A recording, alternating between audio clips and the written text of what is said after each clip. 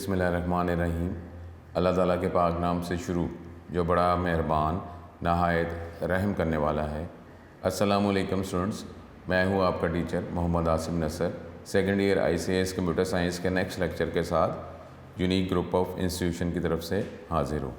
उम्मीद करता हूँ कि स्टूडेंट आप खैरियत से होंगे और अल्लाह के करम से 5 वक्त की नमाज़ अदा करते होंगे, कुरान पाक पढ़ते होंगे और जो इल्म आपको हासिल हो तर्जुमा तफसीर पढ़कर और भी जो अल्लाह वाली बहुत ज़्यादा किताबें मौजूद हैं तो उस पर अमल भी करते होंगे और सारी दुनिया जहान के लोगों के लिए दुआ भी करते होंगे कि अल्लाह ताला हमें हमेशा हिदायत दे, हिदायत पे ही रखे, इस्तकामत दे, ईमान पे ही हमारी ज़िंदगी और ईमान पे ही ख़ात्मा हो। अल्लाह ताला हम पे अपना बहुत ज़्यादा करम रखे, हमें अपनी पनाह में रखे, शैतान और नफ्स की ज़्यादतियों से हमें बचाए कि दुनिया में सिर्फ ये अल्लाह ताला ही है जो हमें बचा सकता है। तो हर वक्त जो है अल्लाह ताला के साथ ही हमारा कनेक्शन जो है मज़बूत से मज़बूत तर होना चाहिए। तो अब ये चैप्टर 4 जो है ये हम पढ़ रहे थे। चैप्टर 4 के टॉपिक्स, मेन टॉपिक्स हमने पढ़ लिए थे, लेकिन एक्सरसाइज के क्वेश्चंस को भी थोड़ा सा हमने साथ साथ ज़हन में रखना है, सॉल्व करना है, क्योंकि अब ये टॉपिक जो है जो आज हमने पढ़ना है, जो ER डायग्राम, कोई एक कॉलेज एडमिशन सिस्टम, उसका ER डायग्राम क्या होगा, कैसे बनाया जाएगा। उसके बाद एक एग्जांपल है कि इसको नॉर्मलाइज़ कैसे किया जाता है। नॉर्मलाइज़ हमने ये चैप्टर 4 नॉर्मलाइजेशन का चैप्टर पढ़ा था।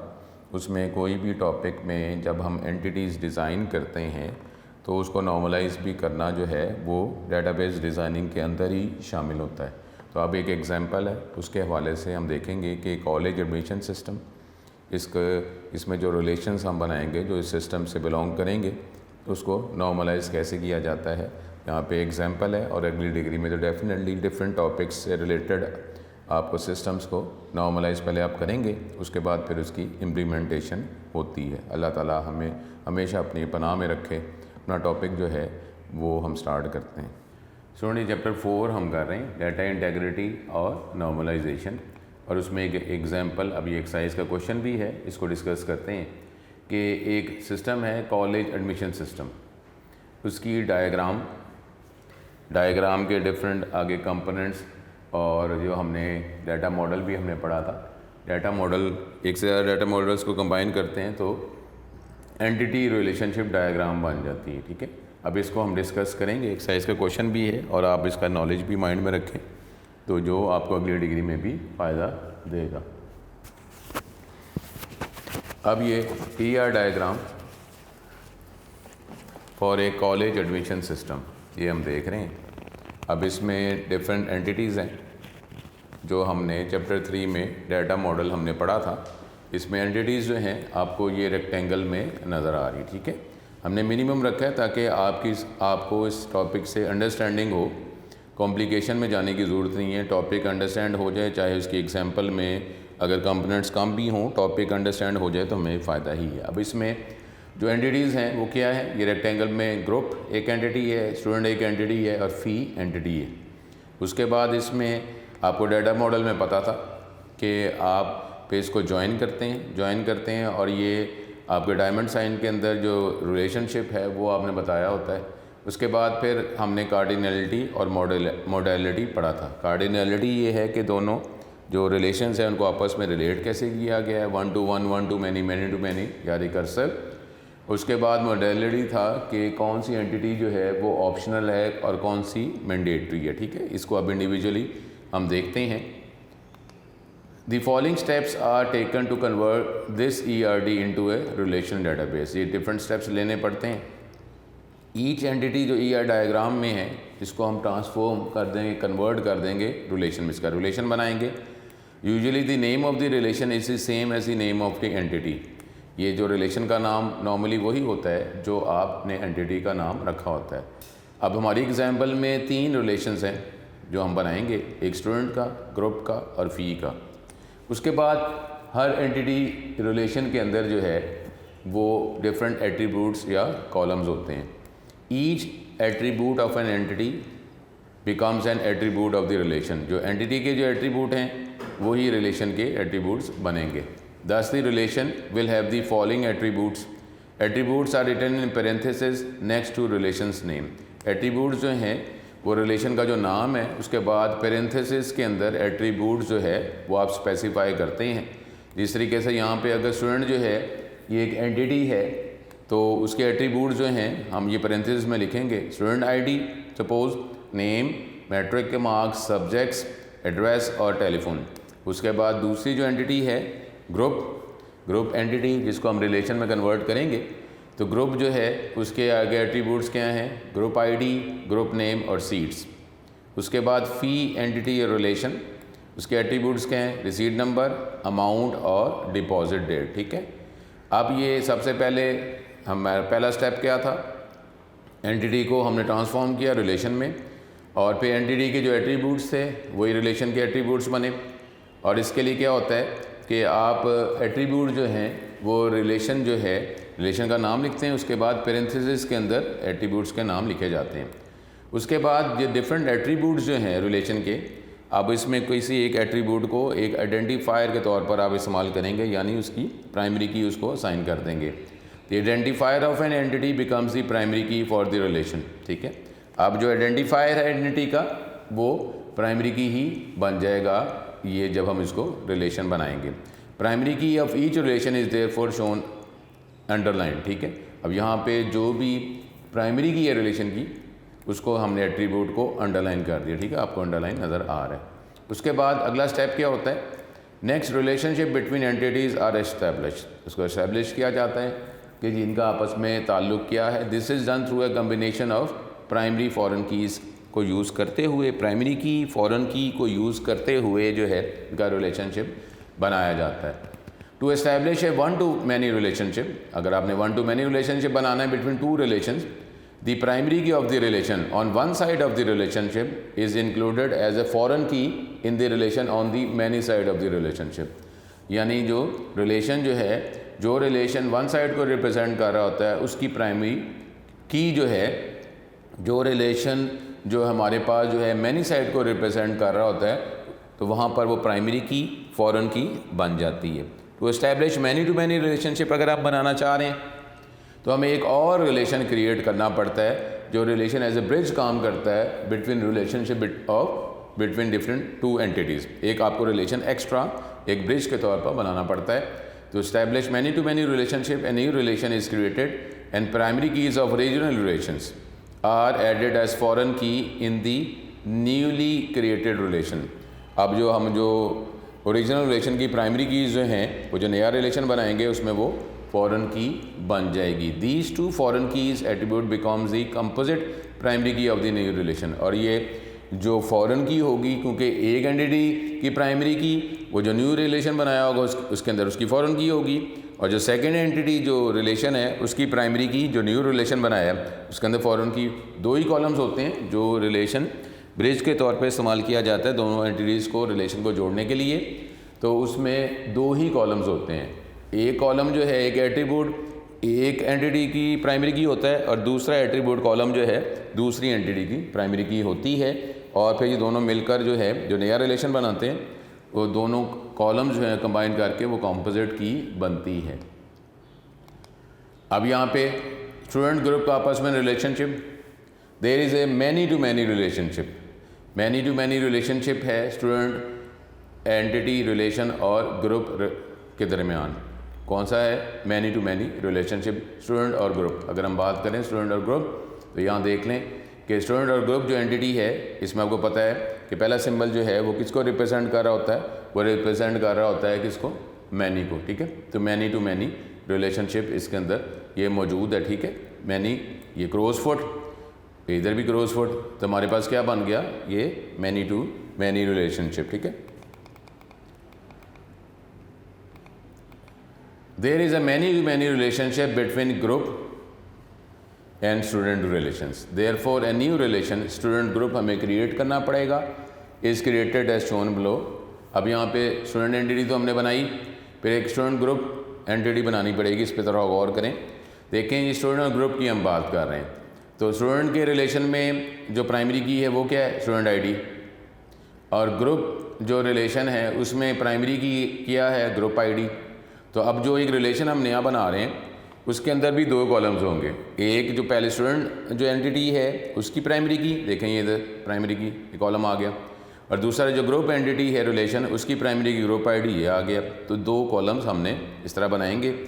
अब ये तो प्राइमरी कीज़ होगी। अब स्टूडेंट ग्रुप की प्राइमरी की क्या होगी, वो दोनों को कंबाइन करेंगे तो ये कंपोजिट प्राइमरी की बनेगी। ठीक है, ग्रुप आईडी ये यहाँ पे ग्रुप रिलेशन की जो प्राइमरी की है वो स्टूडेंट ग्रुप में ये ग्रुप आईडी जो है ये फॉरेन की बन जाएगी, और स्टूडेंट के रिलेशन में जो स्टूडेंट आईडी प्राइमरी की है वो स्टूडेंट ग्रुप में फॉरेन की बन जाएगी। ठीक है, और स्टूडेंट ग्रुप की प्राइमरी की क्या होगी, दोनों को कंबाइन करेंगे तो हमारे पास ये कंपोजिट प्राइमरी की बन जाएगी। Now student relation has one to many relationship with student group. Student का जो रिलेशनशिप है स्टूडेंट ग्रुप के साथ वन टू मैनी के अकॉर्डिंगली है। Similarly group relation has one to many relationship with student group. अब उसका भी रिलेशन ग्रुप का भी स्टूडेंट ग्रुप के साथ वन टू मैनी है, तो मतलब क्या हो गया कि दोनों स्टूडेंट और ग्रुप को जो रिलेशन है इनका आपस में ताल्लुक मैनी टू मैनी बन जाएगा। आगे है अब स्टूडेंट और फ़ी रिलेशनशिप। अब इसके दरमियान क्या ताल्लुक है, ये स्टूडेंट और फ़ी रिलेशनशिप जो है ये क्या है, one to many relation. Fee relation is on the one side and student relation is on the many side. ठीक है, तो ये जो फ़ी का जो रिलेशन है वो वन साइड को रिप्रेजेंट कर रहा है और स्टूडेंट रिलेशन जो है वो मैनी साइड को रिप्रेजेंट कर रहा है। फ़ी वन साइड और स्टूडेंट जो है वो मैनी साइड।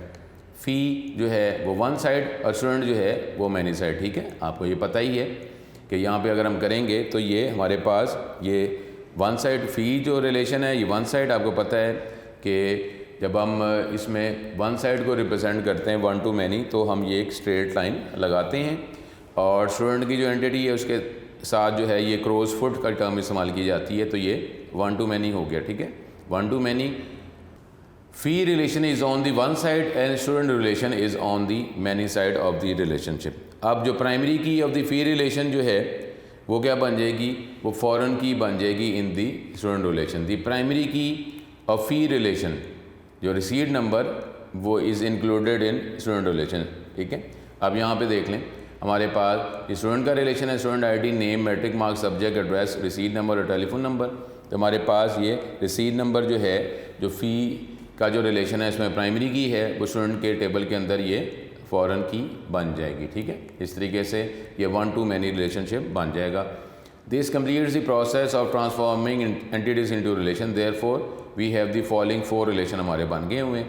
स्टूडेंट का रिलेशन है, स्टूडेंट ग्रुप का रिलेशन है जो हमने स्टूडेंट और ग्रुप को कंबाइन करने के लिए जो रिलेट करने के लिए इस्तेमाल किया, और फिर एक फ़ी का रिलेशन मौजूद है। ठीक है, उसके बाद अब इसको अगर हम नॉर्मलाइज़ करते हैं और नॉर्मलाइज़ करने के लिए डिफरेंट स्टेप्स से हमें मूव करना पड़ता है, और वो क्या स्टेप्स के हैं, एक स्टेजेस हैं different, first normal form, second normal form, third normal form.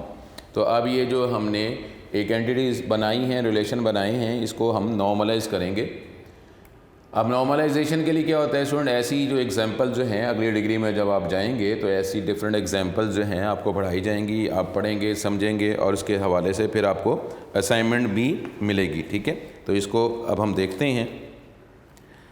इसमें सबसे पहले first of all relationships are brought into first normal form. पहले इसको हम फर्स्ट नॉर्मल फॉर्म की पोजीशन पे लेके जाएंगे।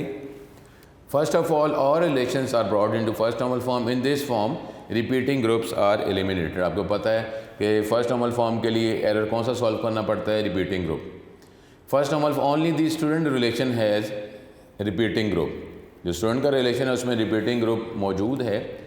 देयर जिस तरह ये हमारे पास एंटिटी और इसके जो एट्रीब्यूट्स हैं, देयर मे बी टू और more telephone numbers for a student. ये हो सकता है कि एक स्टूडेंट जो है उसके एक से ज़्यादा टेलीफोन नंबर्स हो। Therefore the attribute telephone number ये एक रिपीटिंग ग्रुप है। This repeating group is removed by placing it along with a copy of the regional की attribute in a new relation.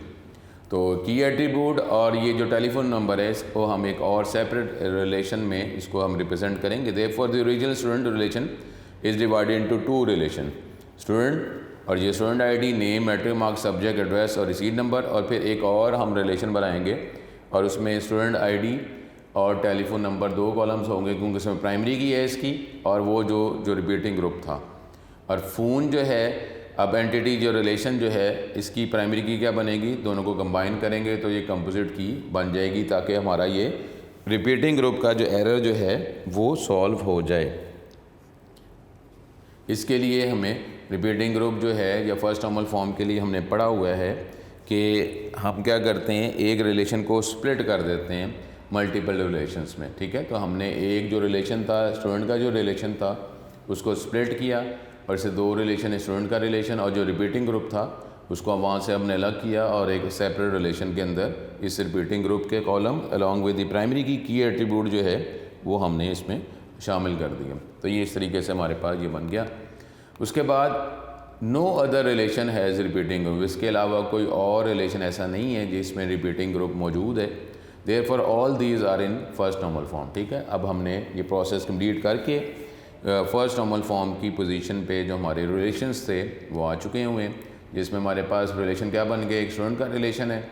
अब फ़ोन का रिलेशन हमने क्योंकि repeating group इसमें solve करना था वो बन गया। स्टूडेंट ग्रुप जो है ये ऑलरेडी हम पहले कर चुके हुए हैं कि ताकि हमने 1 to many रिलेशनशिप बनाना था, तो इसके लिए हमें स्टूडेंट ग्रुप का रिलेशन बनाया, फिर एक ग्रुप का रिलेशन है और फ़ी का रिलेशन। इसका मतलब 1 2 3 4 5 जो है ये 5 रिलेशंस हमारे हो चुके हुए हैं। ठीक है, और इससे हमारा जो है ये रिपीटिंग ग्रुप का जो एरर जो है वो सॉल्व हो चुका हुआ। अब आगे हम देखेंगे जो हमारे पास है सेकंड नॉर्मल फॉर्म।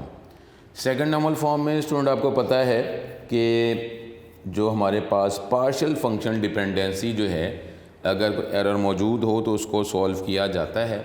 और पार्शियल फंक्शन डिपेंडेंसी आपको पता है कि जब हमारे पास non key attribute part of primary key पे डिपेंड करें, इसका मतलब क्या है, उस रिलेशन जिसको हम सेकंड नॉर्मल फॉर्म की पोजीशन पे स्टेज पे लेके जाना चाह रहे हैं, उसके लिए ज़रूरी क्या है कि उस रिलेशन के अंदर प्राइमरी की जो है एक से ज़्यादा कॉलम की बुनियाद पर बनाई जाए, यानी एक कॉलम की बेस पर प्राइमरी की ना बनी हो बल्कि एक से ज़्यादा कॉलम की बेस पर प्राइमरी की बनी हो, तो फिर ही हम देखेंगे ना।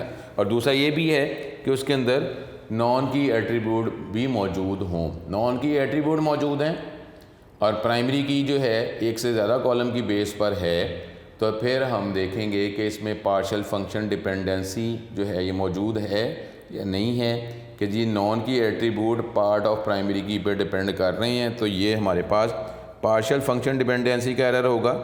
लेकिन अगर जो है कि हमारे पास ये नॉन की एट्रीब्यूट अगर complete set of primary key पे डिपेंड कर रही हैं, जब प्राइमरी की एक ज़्यादा कॉलम की बेस पर है, तो फिर इसमें पार्शियल फंक्शन डिपेंडेंसी का एरर मौजूद नहीं है।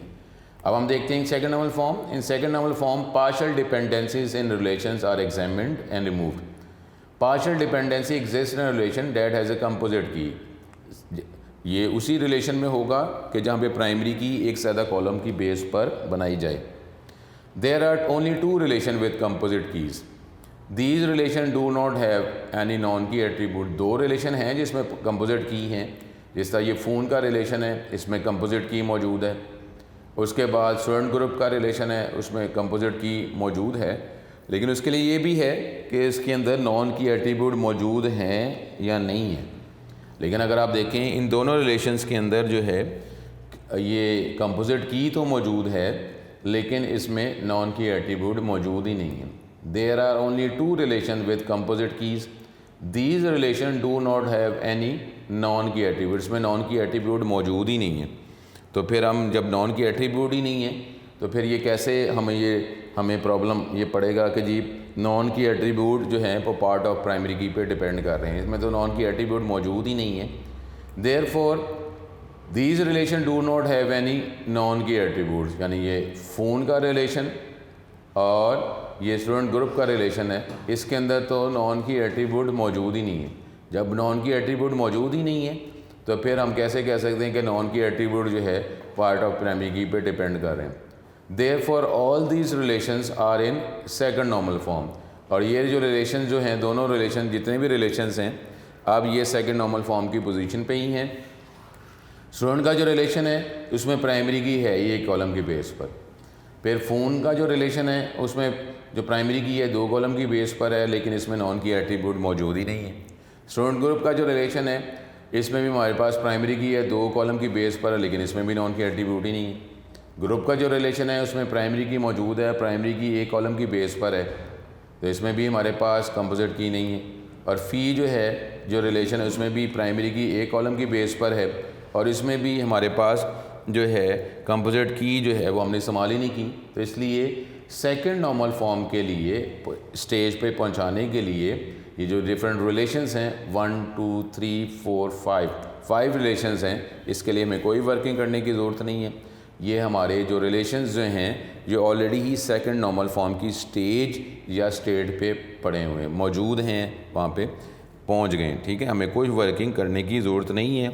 इन रिलेशंस के अंदर पार्शियल फंक्शन डिपेंडेंसी का एरर मौजूद ही नहीं। उसके बाद थर्ड नॉर्मल फॉर्म आपको पता है कि इसमें हम जो है वो ट्रांजिटिव डिपेंडेंसी देखते हैं। अब ट्रांजिटिव डिपेंडेंसी क्या होता है कि जब नॉन की एट्रीब्यूट वो डिपेंड कर रहे हों किसी और नॉन की एट्रीब्यूट पर, नॉन की एट्रीब्यूट पे डिपेंड कर रहे हों। अब अगेन हमारे जो रिलेशंस हैं इसके अंदर ट्रांजिटिव डिपेंडेंसी का एरर मौजूद ही नहीं है। अब again there are no transitive dependencies, इसमें ट्रांजिटिव डिपेंडेंसीज मौजूद ही नहीं है। All the tables are in third normal form. अब थर्ड नॉर्मल फॉर्म के लिए ट्रांजिटिव डिपेंडेंसी जो है ये हमें ज़रूरत ही नहीं है, क्योंकि इसमें नॉन की एट्रीब्यूट डिपेंड कर रहे हैं तो किस पे, प्राइमरी की पे ही डिपेंड कर रहे हैं। जिस तरह ये स्टूडेंट का रिलेशन है, इसमें स्टूडेंट आईडी प्राइमरी की है, तो name, matric marks, subjects, address और रिसीट नंबर ये सारे के सारे जो हैं ये स्टूडेंट आईडी पे ही डिपेंड कर रहे हैं। और उसके बाद जो है इसमें तो हमारे पास नॉन की एट्रीब्यूट मौजूद ही नहीं है, इसको तो हम वैसे स्किप कर देंगे। स्टूडेंट ग्रुप का जो रिलेशन है इसमें भी नॉन की एट्रीब्यूट मौजूद ही नहीं है, इसको भी हम स्किप कर देंगे। ग्रुप का जो रिलेशन है इसमें प्राइमरी की जो है ग्रुप आईडी की बेस पर है। अब इसमें जो नॉन की एट्रीब्यूट्स हैं वो ग्रुप नेम और सीट्स, ये दोनों एट्रीब्यूट्स जो हैं ये भी ग्रुप आईडी पे ही, प्राइमरी की पे ही डिपेंड कर रहे हैं। अब जो आखिरी रिलेशन है फ़ी रिलेशन, इसमें भी हमारे पास रीज नंबर प्राइमरी की है, अमाउंट और डिपॉजिट डेट जो है ये नॉन की एट्रीब्यूट्स हैं, और ये अमाउंट और डिपॉजिट डेट जो नॉन की एट्रीब्यूट्स हैं ये भी प्राइमरी की पे ही डिपेंड कर रहे हैं। इसके लिए जो है थर्ड नॉर्मल फॉर्म के लिए जो हमारे रिलेशंस हैं उसके लिए हमें ट्रांजिटिव डिपेंडेंसी का जो एरर है वो किसी भी रिलेशन में मौजूद नहीं है। तो नॉर्मलाइज करते हुए हमें ट्रांजिटिव डिपेंडेंसी इन रिलेशंस में से कोई देखने की ज़रूरत नहीं है। हमारे सारे रिलेशन जो हैं वो थर्ड नॉर्मल फॉर्म की स्टेज पर जो है लाई करते हैं, हमें कोई वर्किंग नहीं करनी पड़ेगी। अब ऑल दी टेबल्स ये जो है हमारे पास ये किस पे आ गए हुए हैं, थर्ड नॉर्मल फॉर्म में। और इस तरह ये जो एग्जांपल है स्टूडेंट इसको आप लाजमी कंसिडर करें इस सेकेंड ईयर के अंदर इस एग्जांपल को। अगली डिग्री में जब आप जाएंगे तो आपको डिफरेंट एग्जांपल्स दी जाएंगी, और एग्जांपल्स में आपको सिर्फ सिस्टम का नाम बताया जाएगा, आपने खुद ही जो है उसकी ईआर डायग्राम बनानी होगी और ख़ुद ही फिर इसको नॉर्मलाइज भी करना होगा। तो ये एग्जांपल जो है आपके लिए नेक्स्ट डिग्री के लिए भी बहुत इम्पॉर्टेंट है, इस पर आप लाजमी तवज्जो करें। ठीक है, यहाँ पे हमारा जो है ये अब जो चैप्टर 4 जो है इसके टॉपिक्स हमारे कंप्लीट होते हैं। अब इसके MCQs जो हैं वो हम देखेंगे, तो इसको अच्छे तरीके से तैयार करें। और मैं फिर बार बार कह रहा हूँ कि चैप्टर 4 में लॉन्ग क्वेश्चन नहीं, लेकिन उसमें मे बी इस चैप्टर के अंदर लॉन्ग क्वेश्चन जो है वो आ जाए। इसके लिए 4 लॉन्ग क्वेश्चंस आपने देखने होंगे, first normal form, second normal form, third normal form, और उसके बाद जो है डेटाबेस एनॉमलीज। ये 4 लॉन्ग क्वेश्चन करेंगे तो ये हमारा टॉपिक कंप्लीट, ये सब्जेक्ट कंप्लीट हो जाएगा, ये चैप्टर कंप्लीट हो जाएगा। इसको हमने देखना है लाजमी। मैं बार बार ताकीद कर रहा हूँ कि इसके लॉन्ग क्वेश्चंस भी आप कंसिडर करेंगे। अब इसके आगे जो हैं इसके MCQs हैं, कुछ MCQs आप डिस्कस करते हैं। अब MCQ के लिए भी वही जो हमारी वर्किंग थी कि बेटर तो ये है कि जैसे आप MCQ का क्वेश्चन आप रीड करें तो आपके माइंड में फ़ौरन इसका आंसर आ जाए, इसका मतलब फिर तो आपकी कंप्लीट तैयारी ही है आप। लेकिन फिर भी स्टूडेंट, मैंने पहले भी आपको कहा था कि MCQ क्वेश्चन रीड करके अगर आपको उसका आंसर पता भी चल जाता है तो आप जो है फ़ौरन ही आप उसका आंसर जो है मार्क नहीं कर लेंगे, बल्कि आप डबल चेकिंग करके जो डिफरेंट जो ऑप्शंस मौजूद हैं उससे गो थ्रू ज़रूर करना है। स्टूडेंट कई दफ़ा उनको मसला हो जाता है कि जब वो क्वेश्चन रीड करके ही उनके माइंड में आंसर आ जाता है, वो बाकी ऑप्शंस को कंसिडर नहीं करते, तो मे बी कभी हो जाता है कि कोई और ऑप्शन जो है वो मोर अप्रोप्रिएट होती है जो आपके माइंड में आंसर आया होता है, तो इसलिए गो थ्रू ज़रूर करना होता है। अब यहाँ पे हम देखते हैं in a relation database a table is also called. Relation database में टेबल को क्या कहा जाता है? टप्पल कहा जाता है या रिलेशन ही कहा जाता है, रिकॉर्ड कहा जाता है या स्कीमा कहा जाता है। तो अब इसमें हमारे पास जो टप्पल किसको कहते हैं? रिकॉर्ड को कहते हैं। तो अब टेबल को क्या कहा जाता है? रिलेशन कहा जाता है। बी आंसर, इसका आंसर मौजूद है। एवरी रिलेशन, अब एवरी किसी भी जो भी हम रिलेशन क्रिएट करते हैं उसमें ये 4 ऑप्शंस हैं, सेकेंडरी की, ऑल्टरनेट की, प्राइमरी की, सॉर्ट की। तो कौन सी कीज़ जो हैं हर रिलेशन के लिए ज़रूरी हैं? क्योंकि अब बेटा हमें ये पता है कि यूनिकनेस जो है वो हर टॉपिक में हमें रिक्वायर है, ताकि हमें जो डाटा रिक्वायर हो एग्जैक्टली वही डाटा जो है वो हमें आंसर इन्फॉर्मेशन के तौर पर, आउटपुट के तौर पर, रिज़ल्ट के तौर पर रिटर्न किया जाए। कोशिश तो यही है, क्योंकि हमारे पास अब ये टेक्नोलॉजी जब आ गई हुई है उसमें भी कोशिश की जाती है कि जो चीज़ हमें रिक्वायर है वही चीज़ रिटर्न की जाए, ताकि हमारा टाइम जो है वो वेस्ट ना हो। ठीक है। Every relation must have a, कोई भी रिलेशन जो बनाते हैं उसमें कौन सी कीज़ जो है वो होनी चाहिए? मस्ट है। बाकी कीज़ जो हैं वो ऑप्शन पे है, लेकिन कोई की ऐसी कौन सी है जो लाजमी एग्जिस्ट करेगी? सेकेंडरी की, ऑल्टरनेट की, प्राइमरी की, सॉर्ट की। तो सी ऑप्शन इसका प्राइमरी की सही आंसर है। फिर डाटा इंटेग्रिटी, ये क्या है? Is express in terms of, data integrity आपको मेंटेन रखनी है टेबल में या रिलेशन में। तो इंटेग्रिटी मेंटेन करने के लिए क्या करना पड़ता है? ज़ाहिर है लाइफ के अंदर भी डिफरेंट टॉपिक में अगर आपको इंटेग्रिटी रिक्वायर है तो एतबार वाली बात तो खैर ठीक है होती है, लेकिन फिर भी कुछ रूल्स एंड रेगुलेशन जो है अप्लाई किए जाते हैं और उस पर इन्फोर्स भी किया जाता है कि rules and regulation must apply हों।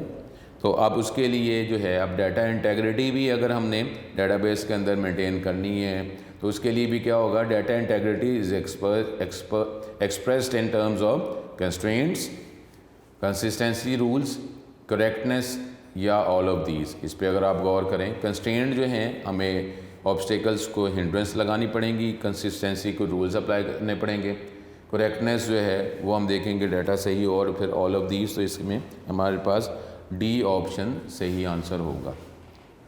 उसके बाद डाटा इंटेग्रिटी है following number of types. Data integrity जो है ये हमारे सिलेबस के हवाले से इसमें कितनी टाइप्स जो है वो लाया करती हैं कि 2 हैं, 3 हैं या 4 हैं या 5 हैं। तो आपको ये पता है कि हमारे पास 2 डाटा इंटेग्रिटी की टाइप्स हैं, एक है एंटिटी इंटेग्रिटी और एक है रेफरेंशियल इंटेग्रिटी। ठीक है। एंटिटी इंटेग्रिटी जो है जब हम प्राइमरी की अप्लाई करते हैं तो ये रूल अप्लाई हो जाता है, और रेफरेंशियल इंटेग्रिटी जब आप फॉरेन की अप्लाई करते हैं तो ये रूल अप्लाई हो जाता है। तो 2 टाइप्स ऑफ डाटा इंटेग्रिटी मौजूद हैं, एक है एंटिटी इंटेग्रिटी और एक रेफरेंशियल इंटेग्रिटी। ऑप्शन में से हमारा ए ऑप्शन जो है वो सही आंसर इसका है। तो स्टूडेंट यहाँ पे हमारा आज का लेक्चर हम इसको कंप्लीट करते हैं। आज का लेक्चर जो है ये इम्पॉर्टेंट है, माइंड में रखें कि इसमें हमने किसी एक सिस्टम जो है कॉलेज एडमिशन सिस्टम, उसकी हमने ER डायग्राम उसको डिस्कस किया, और उसके बाद जो है इसको हमने सिस्टम को नॉर्मलाइज भी किया। ये लाजमी आपको आगे करना पड़ेगा। यही वो जब आप सॉफ्टवेयर इंजीनियरिंग में जाते हैं तो या किसी भी आप टूल को इस्तेमाल करके जब डेवलपमेंट करते हैं तो पहले डेफिनेटली डिज़ाइनिंग होती है। तो फिर यहाँ पे अगर डेटाबेस में आप डिज़ाइनिंग कर रहे हैं तो आपको ये ER डायग्राम और नॉर्मलाइज लाजमी करना पड़ता है। तो यहाँ पे अपना टॉपिक जो है लेक्चर हम कंप्लीट करते हैं, और यहीं से आगे MCQs जो हैं मज़ीद आगे यहीं से MCQs हम कंटिन्यू करेंगे। अपना बहुत ज़्यादा ख्याल रखें। नेक्स्ट लेक्चर में दोबारा मुलाकात होती है। अस्सलाम वालेकुम।